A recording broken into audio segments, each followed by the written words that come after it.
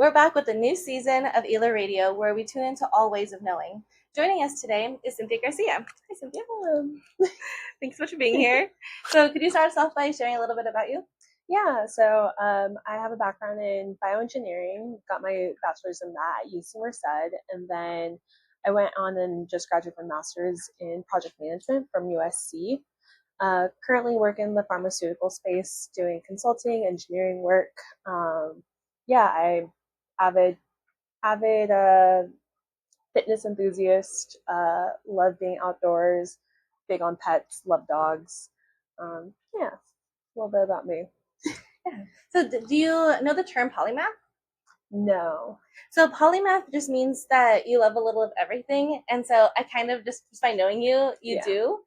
So how have you incorporated these different interests throughout your career or in personal? Yeah.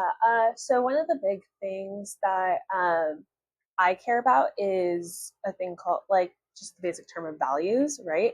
And so I really try and focus on the things that I do aligning with my values, right? And one of the things for me is education, right?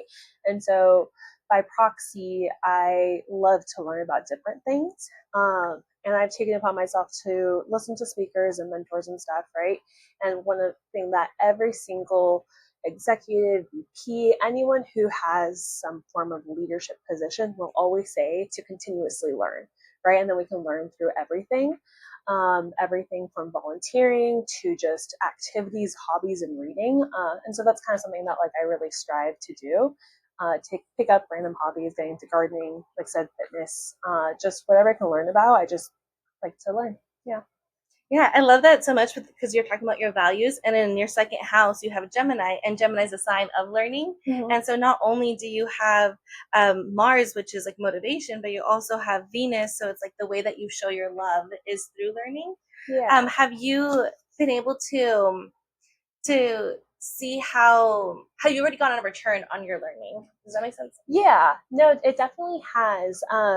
So one of the things that I also look at, right, is how, again, talking about values and education, is how can I not only continue to grow, but how can I share that growth, right?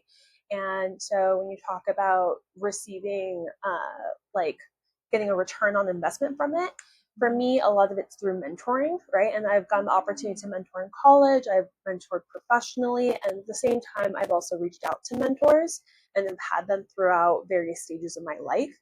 And as much as I enjoy mentoring others, I also get return on investment through being mentored by people who are in positions that I want to be in, right? And also just again, taking advantage and learning from different people. And because of that, I think it's helped me grow as a person, and people have been able to recognize my worth and help me not only professionally, but also personally, and take an interest and really help me when I've needed it, and vice versa. Yeah, so it's about forming connections. Yeah, exactly. Okay, so up in the ninth house with Capricorn, you have Jupiter, so and Neptune. So it's about expansion, and the ninth house is about learning. So it's everything that you're touching on. So would you consider yourself a boss babe? I mean, I try and be really humble about things, but I definitely people have thrown that term around. My friends call me their sugar mama or their sugar mama in making.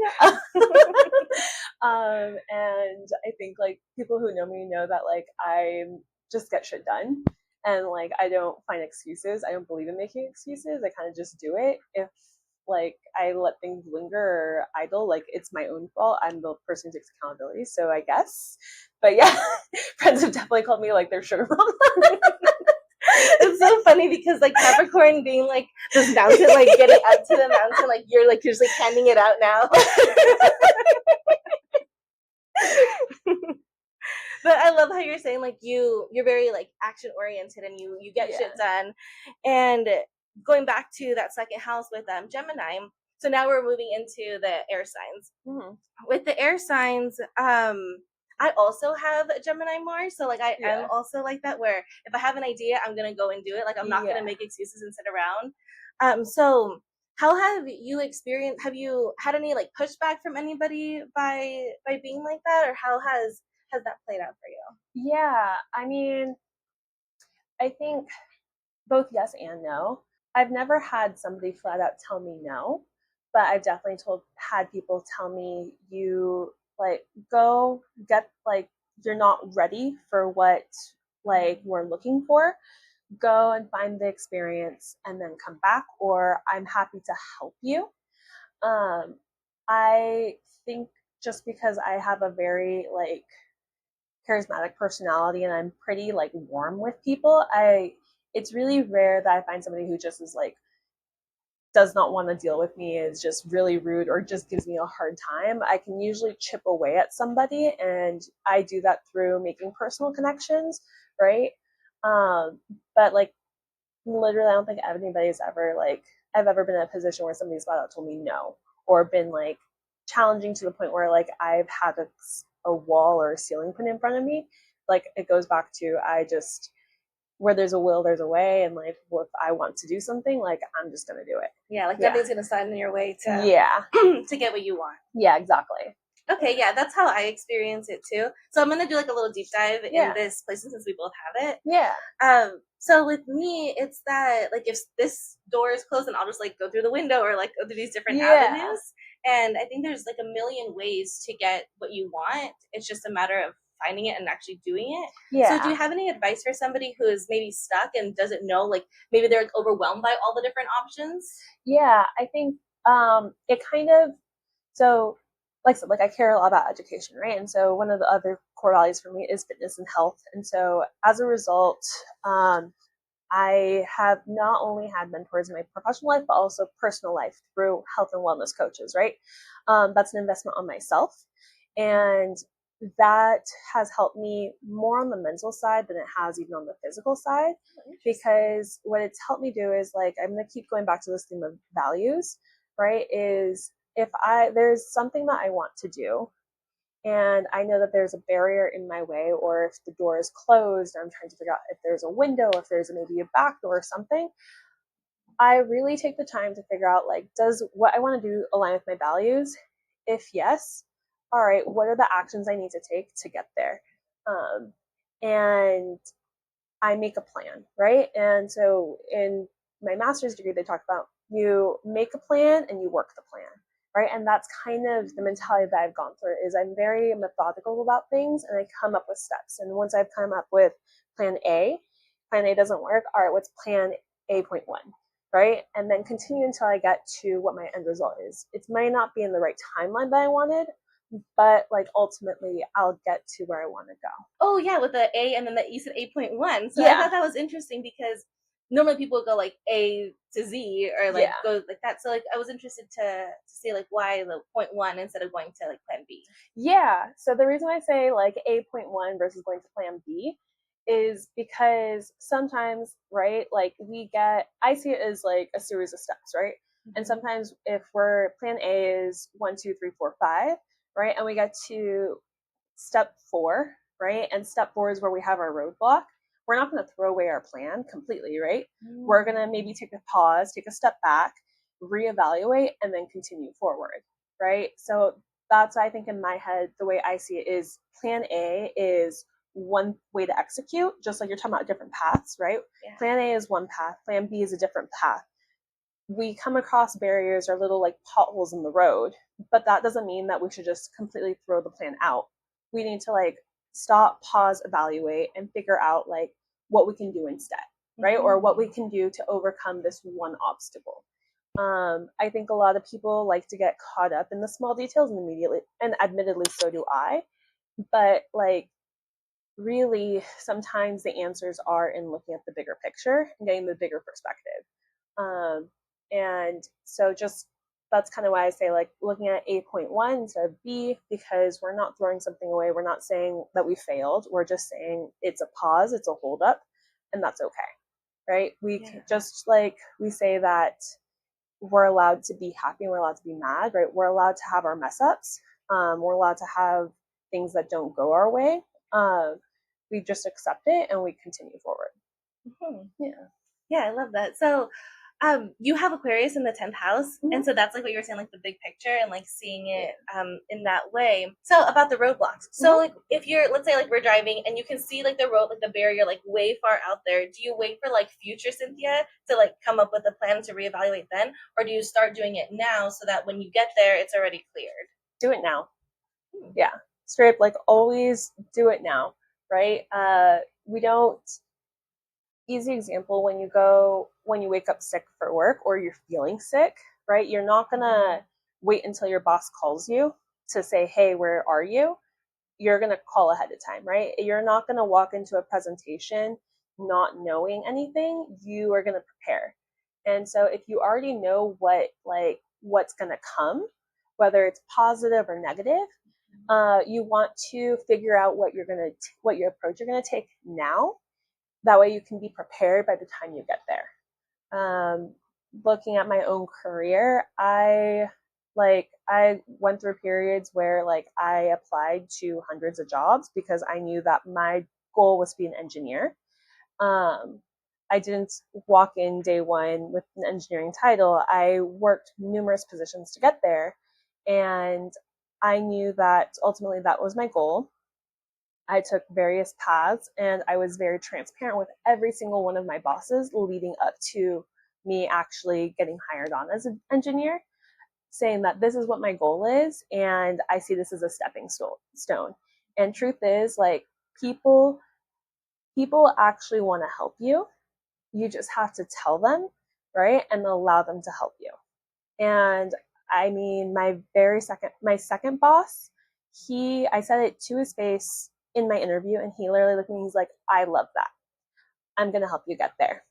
That's great. And wrote it down. And I actually was not the first option for that job. I got called saying that I did not have enough years of experience, but I was the number 3 candidate of the 2 open positions. So if the 2 positions fell through for whatever, or 2 candidates above me fell through, then they would hire me on. And that's what happened. Right? Wow. Yeah. So would you call that like a twist of fate, or do you think that it just like what ended up happening, like nothing behind it? I think it's just what ended up happening. I don't think there is anything that like happened. What was interesting though is it speaks to like my level of effort, and again going back to being personable and charismatic, right? That the person who was hired with me had 20 years of experience, right? And I had 6 months. I had just graduated from college. But like, because I was genuine, I took the time to study. I looked like a stalker because I looked up the hiring manager's LinkedIn. I asked him questions about his background. Through LinkedIn? I looked at his LinkedIn, then in my interview, I asked him specific. Yeah, okay. Exactly. Going back to planning ahead, looking at what's coming up and planning towards it, right? People love talking about themselves. And so what better way to win a hiring manager over than say, hey, like I saw that you previously had this exact same role at a different company. How would you compare the two? What did you bring from that company to this company? Right? All those things kind of helped. And that's all, again, like planning ahead and figuring out how you want to get to your objective. So some people might see it as like being calculated or manipulative to like go the extra mile. So how do you keep it like being more personable and like really forming that connection? If you think about it, it's the way you construe it, right? I'm not exactly, when you think manipulative, you or manipulating somebody, it's getting them to do things or like acting a certain way, right, in order for them to create that trust with you, right? And then you slowly using that to your advantage. But if you're coming from a genuine, sincere place, like, I don't see it as manipulating. I more see it as building trust and building genuine connection. I think it's like it's not manipulating if you're actually like in it like long term, like trying like you're just like the stepping stone to form a deeper connection. Yeah. Whereas with manipulating, you just use them and now okay, I'm never gonna talk to you again and leave. Exactly. So I think that that's a good distinction. So we talked about Gemini, we talked about Aquarius, so now Libra. you have it in the 6th house. So more about career. Awesome. So with Libra, you have your North Node, but it's also where you have Chiron. So Chiron is like a deep wound, so it's like a wounded healer. So you were wounded in some way, so now you're going to help people so that they can avoid that. Do something come to mind with that? Kind of. So in college, I was a part of SHIP. And one thing that I always encourage people to do is, as young as you can, get involved with professional organizations, and as young as you can, start to network. In SHIP, it stands for Society of Hispanic Professional Engineers, right? And I went to a few networking conferences. With my degree of bioengineering, it's very niche. You look at a lot of companies that you would think would want a bioengineer, right? And they flat out call out that they want a mechanical engineer, right? And so like that's kind of where the deep wound comes in. Of it was really disheartening because I would go to conferences and you would see really large Fortune 500 companies there, but they weren't looking for a bioengineer. So even though I may have had the grades or may have had like the background, I was talking to recruiters and again made great connections with them, followed up with them on LinkedIn. Ultimately, I didn't fit the profile that they wanted because in the hiring profile, it specifically called out mechanical engineering major, or my degree just didn't seem applicable to them, right? And so that was kind of a wound for me of like I felt like I was behind, right? I was behind the 8 ball and I needed to somehow catch up. So my last year of college, I really pushed to one, get some form of an internship, right? And that was through like on campus, my like on campus capstone project. And two, like I was applying to jobs as early as December and I walked in May. Wow. Yeah. So I was planning ahead. I was a senior in college and taking interviews for jobs and having to say, no, I'm sorry, I won't be available until May, right? And people even telling me like, oh, I would not have looked at your resume if it wasn't for how well organized it was, right? So it's little things like that that you have to take your advantage. But I think because I felt so behind compared to my peers who were able to get these big internships, I pushed myself a lot harder and really dove into networking and just trying to gain as much knowledge in the industry as I could later, like after post grad. So Libra is also the sign of balancing. Mm-hmm. So how have you been able to balance like your work life and your home life, and then also like pushing yourself too hard, and when do you push yourself too hard, and then when do you ask for help? Yeah. Genuinely, that's something I struggle with. But I invested in myself. And so like I hired health and wellness coaches. I am fully aware of my financial privilege that I was financially able to afford that. I know a lot of people can't. But I've also used other resources, right, to kind of learn. And so one of the big things, again, still going back to values, was aligning my activities and aligning my actions with my values, right? So setting my priorities not just on a daily basis, but on a weekly and a monthly basis, right? I know that my fitness is important to me, right? So I make sure that I put my fitness, right, working out, taking walks, going outside, like in my schedule. I also, all of my friends know that like if we want to hang out, I might offer to go hiking, right? I'll say, let's go hiking, probably like 50-50 to us going to a bar, going drinking, or going like to eat, right? Because I care about that balance. I also said that I was in school. And so again, like I have days where I say like to friends, family, loved ones, I am not available today. This is school and school only. I've had to make that sacrifice where I felt bombarded for family events where I feel really bad that I said yes and then last minute had to retract my statement because I just felt really overwhelmed with everything I had to do. That was one of the things that was toughest for me, especially a couple years ago when I was traveling full time for work. I didn't have that balance. So in 2023, I was like traveling for like 9 months, right? And I didn't have this balance. So I did what I could. I controlled what I could, which was I had my regular schedule of I flew into JFK every other Monday and then I flew out every other Friday. I said no to a lot of things, right? Even though I wanted to go, I just physically was too tired. I, at the very minimum, prioritize getting movement in because sitting at a desk all day isn't great. Sitting on a plane for 6 hours every week isn't great. And so even though I was tired, when I'd get like off my flight, I'd go downstairs to the gym in my hotel room and I'd walk on the treadmill for at least 30 minutes. Yeah, so you still find time throughout. Okay. Exactly. And that goes back to my values of prioritizing my values, which is health, right? Which is wellness. And that's moving my body. When I got home, I made an emphasis to try and put more time towards my family, right? And really look at what I cared about. And I recognized that like work wasn't serving me as much as I used to think it was. And so I took advantage. Fortunately, my company does 32-hour work weeks.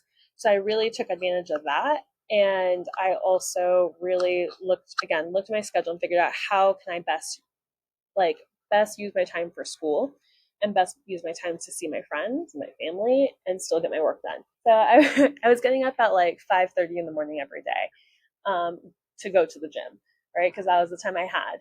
And then I was going on walks with my dog for 30 minutes at lunch, right? And that was my lunch. And then using my evenings to read and then saying, okay, like Friday nights are my fun nights and I can do whatever, take a break. Sunday mornings, though, I had to be right back to doing schoolwork.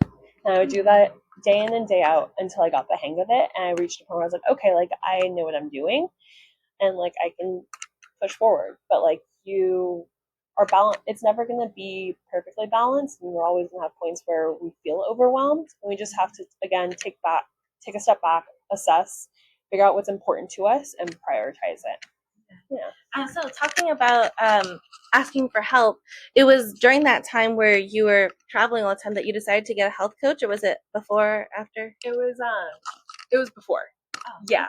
So before, I think I started working with a coach. I was working with a coach for probably almost 4 years.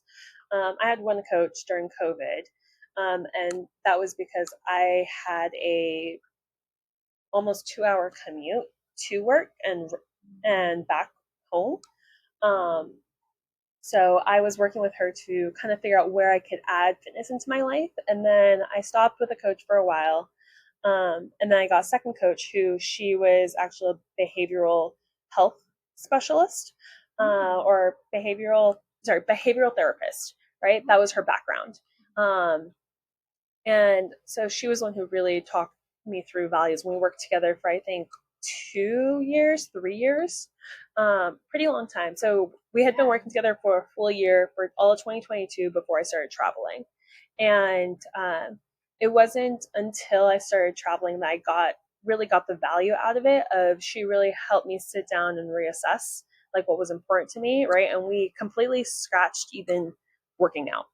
She was just like, what is it that you can control? And what is something that you can do every single week? The bare minimum. She's like, we're not even going to worry about steps. We're not going to worry about working out.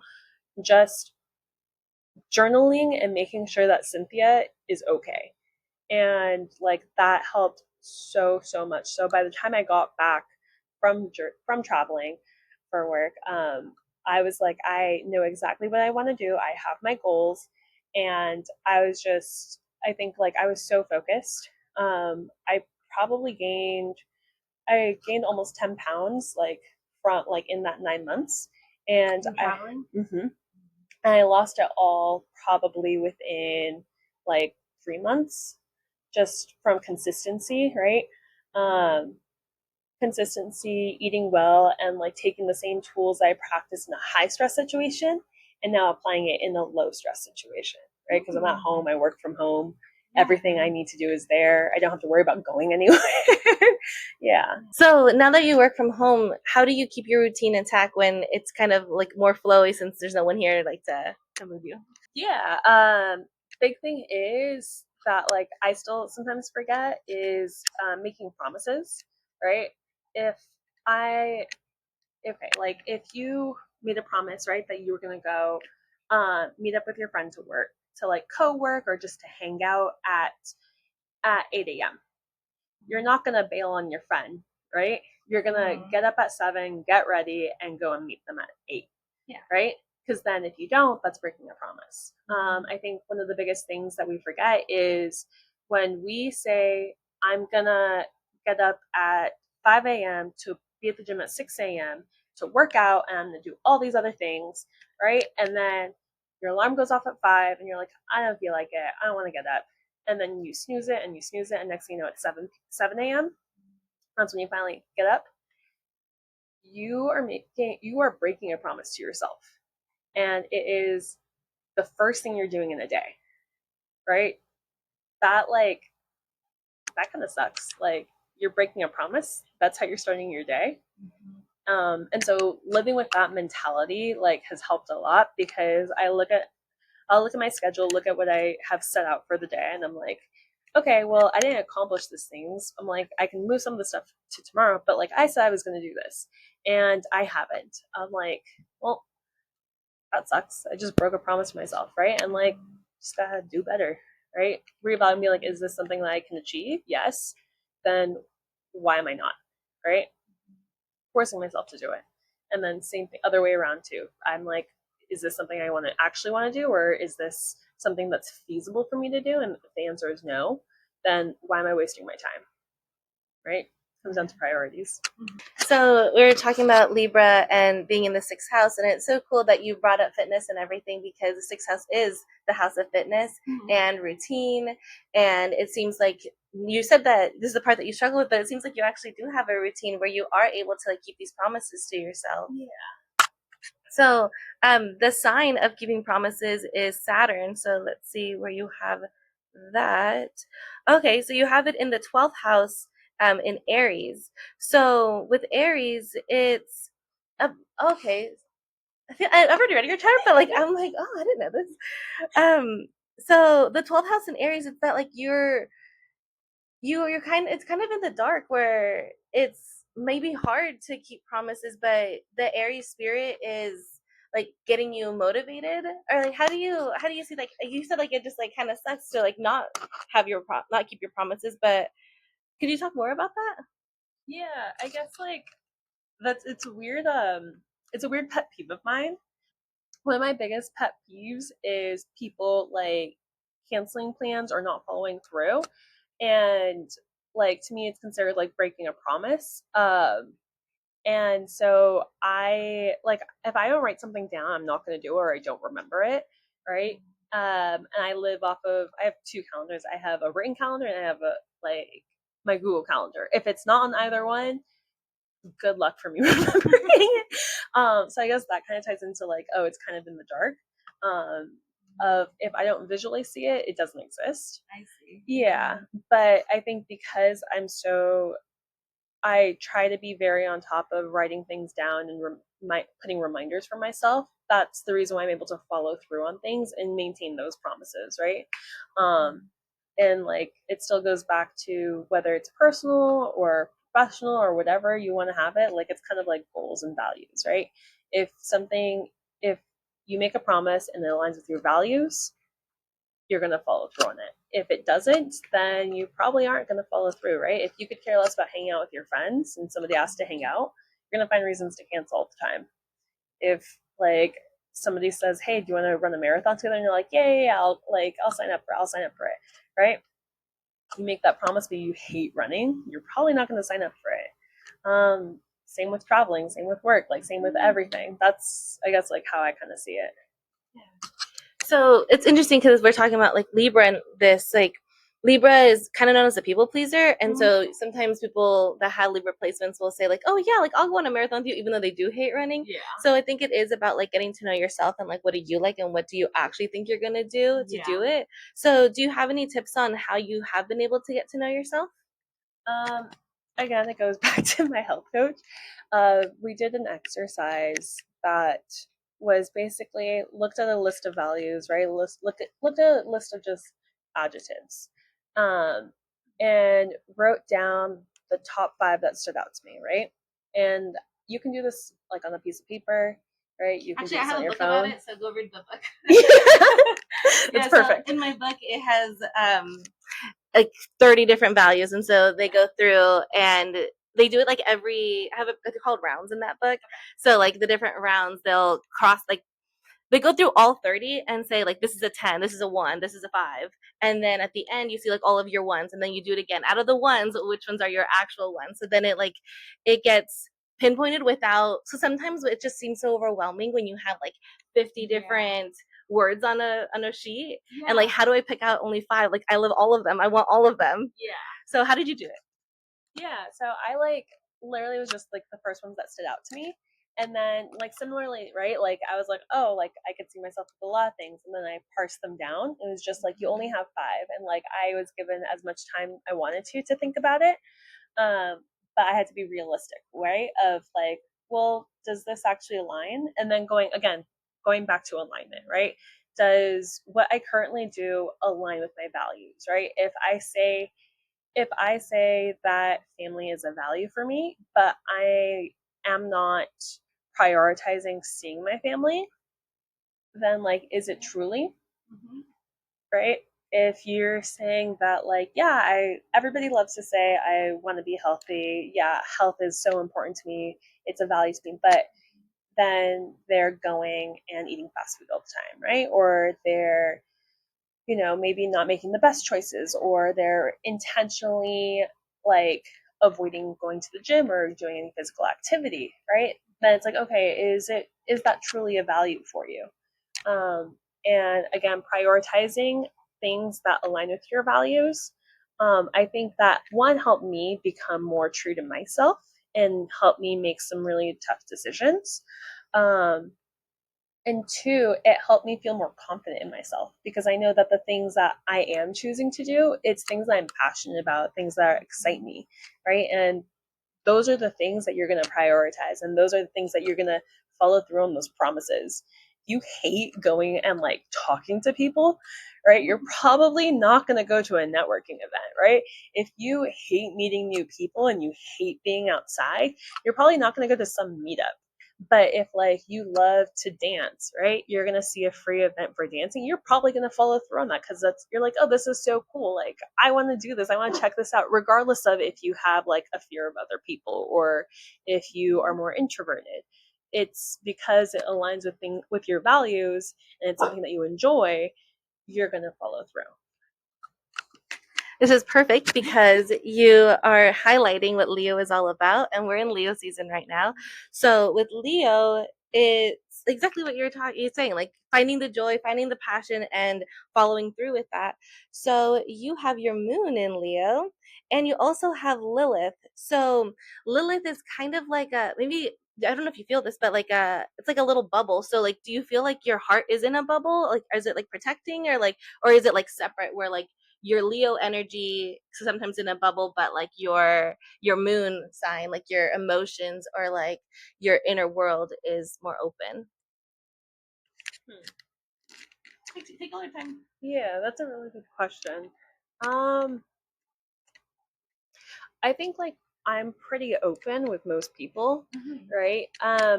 I I'm pretty open with most people. I think that I am a little bit more on the reserve side, however, when I think like it comes to like love and my heart, that's where I'm a lot more like reserved about things.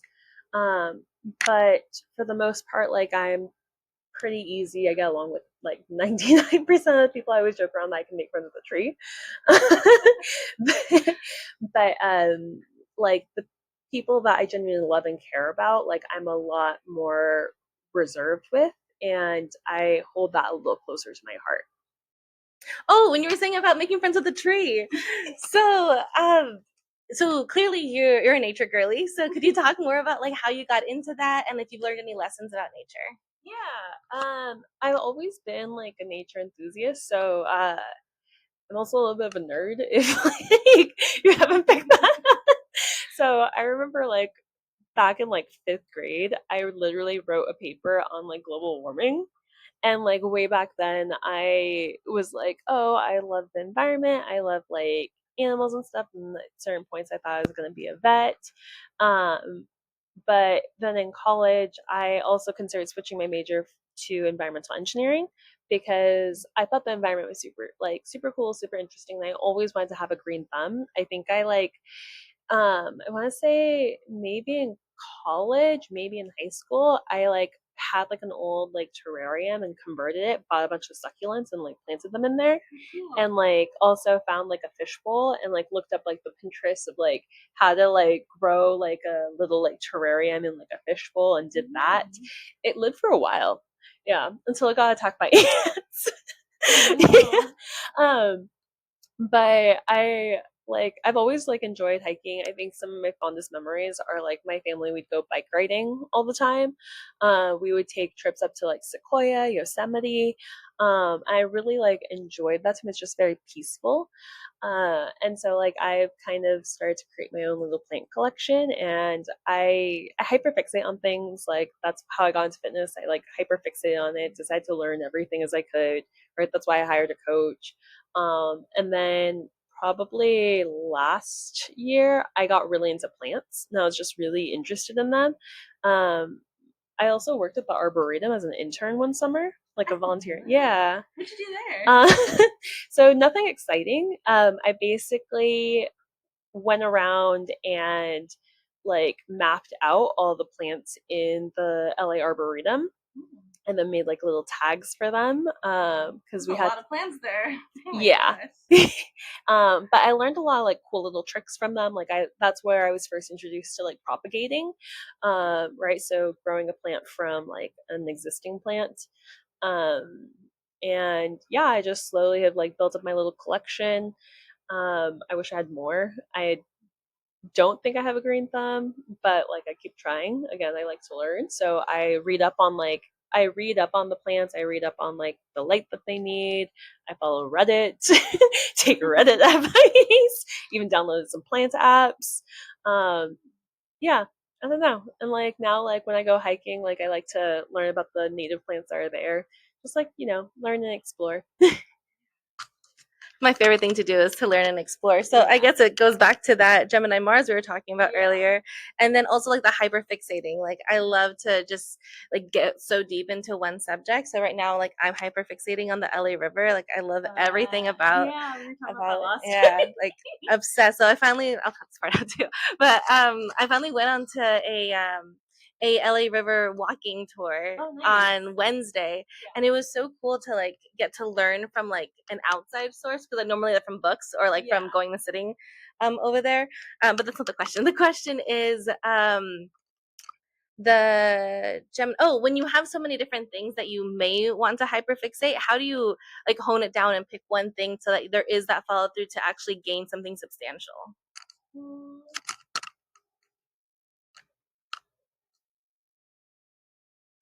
I think that we need a balance of everything, right? And so like also like to be realistic, and there's I think like we have to have things that nourish like all parts of our brain, right? Our creative side, our physical side, our mental side, right? And for me, things like plants help me like growing my plants, taking care of them, help me like gain peace. And also help me like really nourish my creative side because I suck at painting, I suck at drawing, right? And like we can all say that there's like everything is a form of art, but it's not art if it's ugly. It's so funny because I was gonna ask you about that, but then I'm like, so like that's legitimately like a way of knowing that like if it's ugly, then that's not it. No. But like I can like chop up my plants however much I want, right? I can grow them. And that's like my creative like outlet of how I put them in my house and seeing them, right? Wanting to make my apartment look like a little jungle. Like that is my creative outlet. And then I can just buy whatever like painting or photo I see at like Target or even just like off my phone, and like all of a sudden people are like, wow, it looks like an art gallery. Wow. Like even in my head, I'm like, I feel like so aesthetic. Yes, that's exactly what I was trying to say earlier when I first walked in here. Like everything's so aesthetic. Like even if like, everything isn't in its exact spot, like it looks aesthetic, so it looks nice, and so it feels nice, and it's like I was saying earlier, like it's a way of knowing that like the vibe is set. Like this is like a good vibe to be here. So talking about your creativity, you mentioned like moving like your plants around your apartment to like see like well it's like for the light and but also for the aesthetics. And so how would you go like what's your goal right now for like the next level with your creativeness? Like is it like with plants or is there another creative pursuit that you're thinking about? um I think like right now I genuinely don't have a creative pursuit, to be completely honest. I think like I've been like looking, I think like been looking more at like getting new plants, but right now one of my biggest drawbacks is just like the size of my apartment because it's so small. So that's what's held me back from like expanding my jungle. Um, but I guess like a little creative pursuit is I've gotten into like the Legos recently. And I also, as like a side hobby when I travel, I love to take like architecture pictures. So I was like, you can't really see it, but that photo up there, that one, I took in Paris off my phone. And so I like to take like little architecture photos and like buy paintings from local artists when I travel. And I use that as like a creative outlet because I like things that have a story. So I can easily like point out the photo, right? And then talk about like my trip in Paris. I can like point out the painting like next to it, right? On either side and talk about my trip to Miami. I guess that's more of my creative outlet, especially because I do travel a lot. Yeah, no, I think that's great. So going back to what I was saying about being a polymath, so we kind of got sidetracked, but so polymaths are the four different academic subjects. So we have natural sciences, which clearly you have, the artistic side, and then social sciences and the humanities. And so for your Sagittarius, which is very closely aligned with like philosophy and like the humanities, like what it means to be human and what it like where your arrow is pointing, since Sagittarius is like it looks like a little arrow. And then you have Pluto here. So how would you say that you transform? Like, do you have, well, you've been talking about goals this whole time. So is it like, when do you decide to shift goals or to like, once you complete them, like, how do you choose what's next? Um, Again, I sound like a broken record, right? Going to my values and like having short term and long term goals, right? So, short term goal was, well, actually, for a very long time, getting my master's was a long term goal, right? I distinctly remember when I got my diploma and was walking. If you look up a map of UC Merced, there's a thing called the Hill.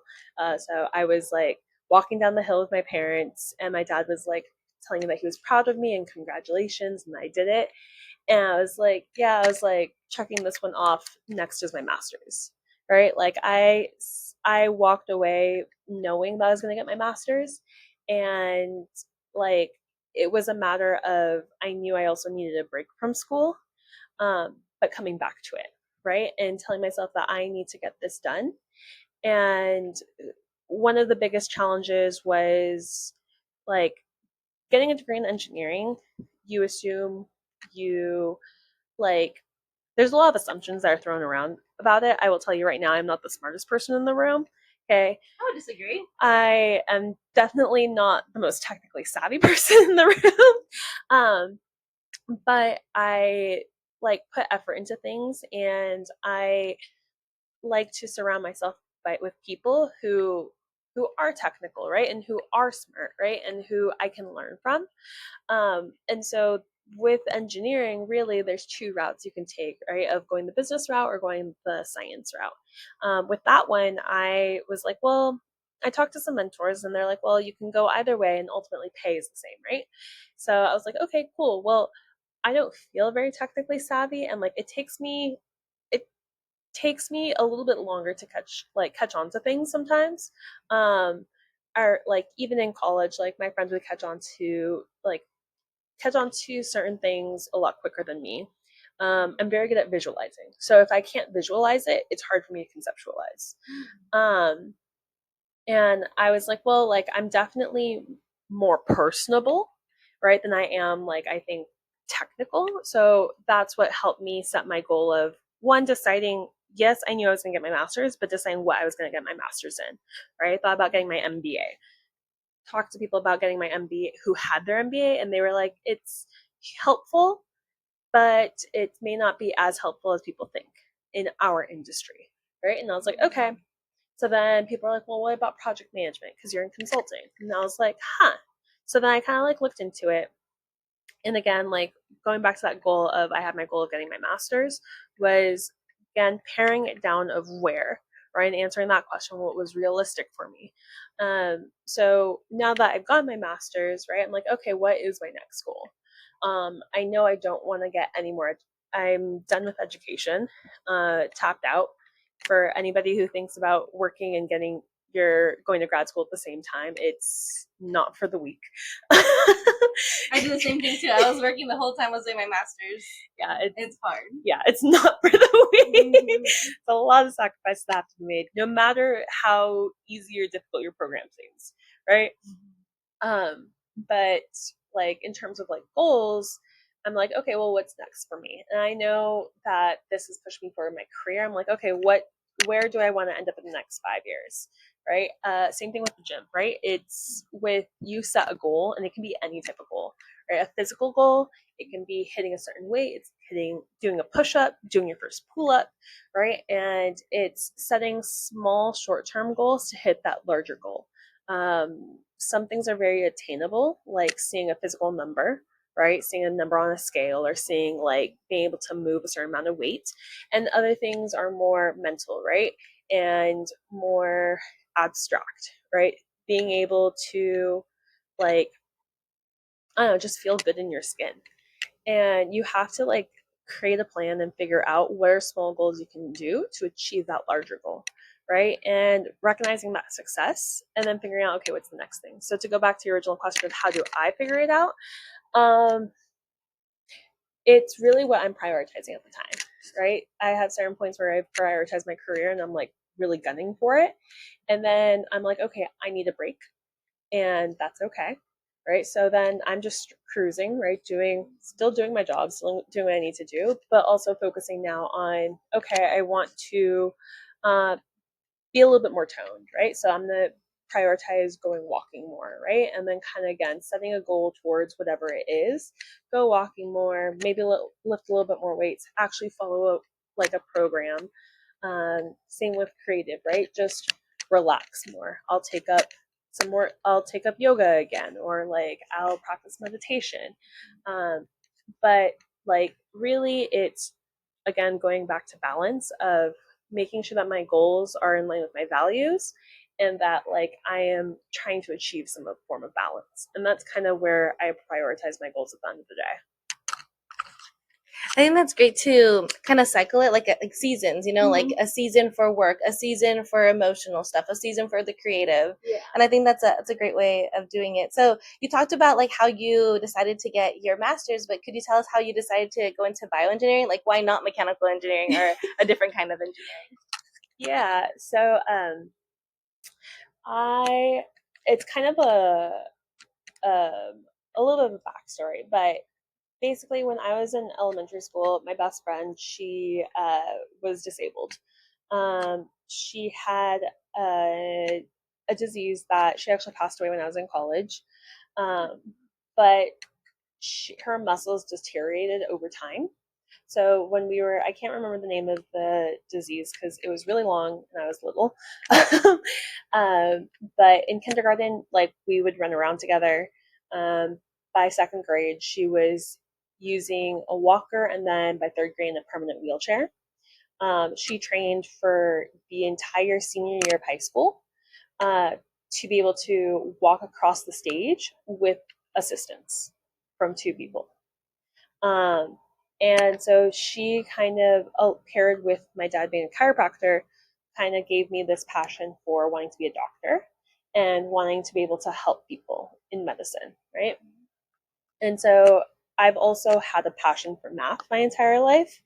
Um, Math has always just made sense to me. It's just very methodical. Um, and so I remember I talked to my dad and I was like, oh, I want to, like, when I was applying to college, I was like, oh, I want to be a bio major. He was like, well, he's like, but you really like math. And I was like, yeah, but like, I want to be a doctor. He was like, well, why don't you do a bioengineering where you can, like, kind of get both. And that way you have a better backup plan if you don't get into med school or if you find out you don't like medicine. And I was like, okay, sure. Right. Applied, did bioengineering, even thought about switching over to environmental. But I actually worked briefly for Scribes of America. And it was like through the ER, and honestly, like going through the scribes training and recognizing that like it's a lot of, from a scribe perspective, it's a lot of memorizing, right? And I like to analyze, and I like to think through things. At that point, I was like, oh, one, my grades weren't there, and two, I really enjoyed the math and analysis portion more so than like the being in a chaotic like emergency room. And honestly, I kind of just like lost my passion for medicine. It was like not as interesting to me. So that's when I switched over to, sorry, that's when I decided that like I didn't want to go to med school, right? But I still wanted to do something to help people. And so I was really into medical devices, and I was also in a research lab for like cells. Um, and between the two, that's how I got into that's how I kind of got into pharmaceuticals. Got my first job in cell and gene therapy, which was really cool because it's specialized medicine. And that was super interesting to me. I love the science behind it, I love the technology behind it, and I got to learn more. Um, and kind of that's how I chose bioengineering, like in a weird, long winded way. Wow, it's so cool because I am it's so interesting like how similar we are when like it's so different too, because very similarly I went in to college doing, I wanted to do bioengineering, but at Pepperdine they didn't have engineering, so I'm like the next best thing is math. And so I ended up going in with a double major with biology and psychology, and then a minor in math. And I ended up dropping the biology because I wanted to be a neurologist at the time. So then I ended up dropping that and just sticking with psychology. So my next question is, could you talk about like what you were like as a student, like in elementary, middle, high? I just didn't shut up.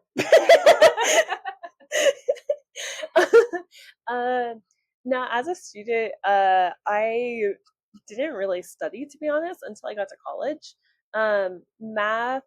So I was actually in like what you call it, remedial like math and remedial English, like in I think kindergarten and first grade, and then at some point something clicked, and math just became. So what's interesting is I was really slow at arithmetic.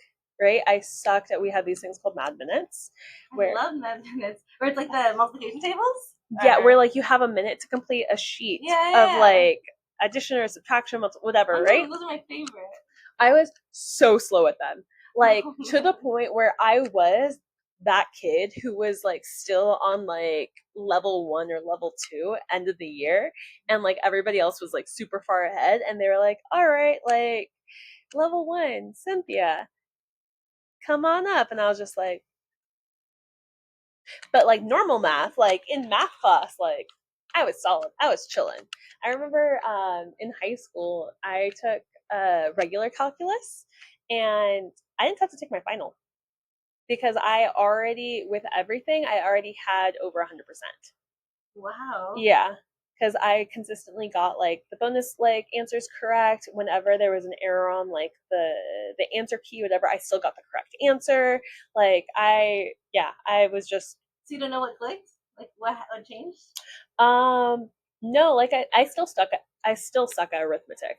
Like I took in college, I took I think Calc 3, so multivariable calculus at East LA Community College, and ended up dropping it because there it was I had to do the problems, right? So at Merced, it was very theory based. So it was you did the derivation or you did whatever, and then you also justified your answer. And it said once you got to a certain point, you're done, right? But at ELAC, it was gave you an actual problems, right? Problem sets with actual numbers, and you had to go through and solve it, and you get half a point marked off for any error. Well, me, I'd put 4 plus 3 is 8 on like step 2, and then so got you every single on the way down. So then I pretty much was failing the class, and I dropped it. But then when I took Calc 3 or multivariable calc at Merced, I think I got like a B plus A minus in the class. I was just like cruising. Yeah, like I don't know what clicked, but like it wasn't in elementary school, middle school, high school. Didn't study. I'd like look over stuff. My parents would get mad at me for it, but like, I mean, it was fine. I still did well. And then in college was when I had to learn how to actually study, and that making that transition was hard. I had very similar experience because in high school I never really studied, except for in calculus, because I was a math grade ahead of everybody. So I took calculus as a junior, and I was the only junior girl. Like they were all seniors, and the other juniors that were in the class were boys, and they were all white too. So like I was like the only Mexican, the only like younger girl, and I was just like so intimidated, like imposter syndrome just like completely took over. So like something that was so simple, like now when I look back, I'm like, oh, how did I not know that? Yeah. But like in this moment, like I was just like so overcome. So by the time I got to college and I took Calc 3 was my favorite class by far. Same. Because it was just like mind blowing. Like every time, every day in class, we're like, whoa, like this, like now it's 3D. Now it's like looking at all these different things. And so I loved that class. But at Pepperdine, it was like that ELAC one where like you would get half a point for every single thing. I think the last math class I took was linear algebra, and honestly, I deserved a D in that class, but I got a C minus because the professor was nice to me, and I wouldn't have gotten my math minor without it. But now I just took a matrix class, and we used all of linear algebra, and I'm like, why did I not get this? Like it was so simple, and mind you, I hadn't taken math since then, so like over 10 years ago now. But like it was just so easy in this last class. I think I took it like 2 semesters ago. So do you think that it's like a mindset thing, or like what do you think like leads people? Because like most people don't like math, so it's so cool to meet somebody that loves math. Not me, but you know what I mean. Like to like geek out on math because everybody is always like so against it. So do you think it's like the way that it's taught or what? Because like I would have loved like the UC Merced theory. I love that. I would always ask the professor like, but how did they get this? Like put it on the board for us because there it was very like about the numbers, about the arithmetic, which was fine. Like I'm cool with it, but it's not like my passion as much as like the theory based is. So I think one thing that's interesting is boys and girls actually score the same in math all through elementary school, and then it's about the age of puberty, so starting 11, 12, where girls actually start to dip down and start scoring less than boys on standardized tests in math. And part of that is, like I said, like puberty, right? Like being smart, especially that age, like nobody likes to be called the nerdy girl, right? As somebody, which I was, yeah, which is like I totally was like, all right, and it's unfortunate, but like I've actually volunteered with a program in Colorado called STEM Blazers, who they try and change that narrative. And I think it's a lot of the stigma that's around math that is what makes it challenging for people. Because again, like boys and girls score about the same all through elementary school, and girls start to dip off when they start to hit puberty. And it's, I think, changing that narrative, right? And creating, just like we do with English, one thing that like drives me nuts, and like every single time I've watched a show and watched a movie, and you talk about like a love story, it's always based in like English, right? Like, oh, he's an English professor. Oh, the English teacher, That's right? True. And like, there's. I never noticed that. But now, like, the popping in my head, all of it. Like, that one. Yeah. Wow, like, yeah. And I like. There's like a lot of really cool like things that come out of math and physics, right? Like there's the way like vibrations of hearts, right? How they like get into sync when you're with somebody that you love, right? It's the way our pupils dilate, the fact that you can like actually calculate when you find your partner based off of age and like other demographics, right? And math is so ingrained in everything, right? And there's there's like what the magical number, I'm blanking out the name, but like the magical numbers, right? That you see, the natural numbers that you see all over Earth, right? And there's such like the golden ratio. Yes, yes. So there's like so many like cool things that like I wish that we was more talked about at younger age. And I think just like also breaking down that like, that stigma of like math is fun and math is cool and like you can apply it to so many things. And like you said, like matrices. I did learn matrices all the way back in high school. Yeah, like the basic parts, yeah. Basics, yeah. And then I did learn it in college, like when I took linear algebra. Like I used matrices, and I remember it was like one of those things. I don't know if this ever happened to you, but things click a lot for me where I'll be like, oh, like I'll learn something like, oh wait, I remember exactly when I learned this, and then I'll just like pick up where I left off, right? Yeah. And so that's what happened to me like in college when I took linear algebra. I was like sitting there, I was like, wait, I learned this in high school. I know I did. And then as soon as I was like, oh my God, I'm like, this is so fun. I'm like, right? And I wish like more people like understood that. And like I said, like I think the way to change is just like changing the narrative around math and showing young girls specifically and showing young people of color like how can it be applied, right? And bringing joy to the subject, just like we bring joy and love and passion to English and history. There's a lot of history behind math, right? And I think I love like the way your paper, right? And your dissertation, because you're trying to harmonize everything. And like really there's so much history intertwined with math and physics, right? Math is honestly the basis of everything. Without math we wouldn't have physics. Without physics we wouldn't have chemistry. Without chemistry we wouldn't have biology.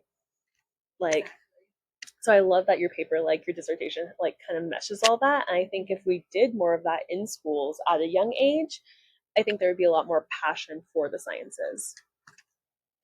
Yeah, definitely. I think that every subject out there, like there's something that's interesting for everybody. It's just might not be the same thing. Yeah. Like I love matrices, but the next person might love geometry or whatever. And so like that's fine, but I think that everybody needs to like learn like how math can be applicable for their life. Like obviously like the Pythagorean theorem isn't going to be applicable for every single person. And so I don't think that we should be forcing to learn these different things. Like I'm like, should everybody know a squared plus b squared equals c squared? Like, what do you think? I don't think that like kind of goes back to like, oh, wishing you learned the theory. I think things like math and physics and sciences as a whole, right, STEM as a whole, it's not so much the actual learning the Pythagorean theorem, but the learning the concept and learning the purpose of it, right? Which is the purpose is to teach you how to critically think, right? We write theses in math a lot, right? Where you write down the step and then you explain the justification, right? And that gets you to critically think. Although it's not although learning Pythagorean theorem or learning sine, cosine, and tangent isn't useful for everybody, right? It's useful for me sometimes. I use it still, but it's not necessarily useful for an accountant or someone doing sales, right? But it's the theory and it's the concepts that I think are very, very important that you don't get in English and history. And that is the critical thinking, right? And applying that at such a young age because nothing feels better than like sitting there and scratching your head and getting frustrated at the problem, and then like having that aha moment, or like even the opposite of getting like really mad because like you're sitting there stumped, and then somebody comes over, your friend or your brother or whoever, and they're like, oh, you just need to do this. And you're like, well, why didn't I think of that? Like, screw you. But like, there's such passion with it. And it teaches us how to critically think. And I think that's what's really important.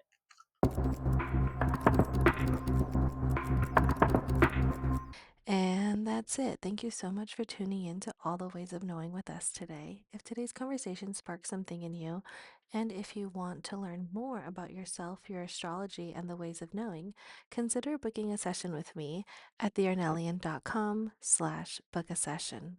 And while you're there, you can go deep into the Arnellian framework to learn more about the 16 various ways of knowing at thearnellian.com/framework.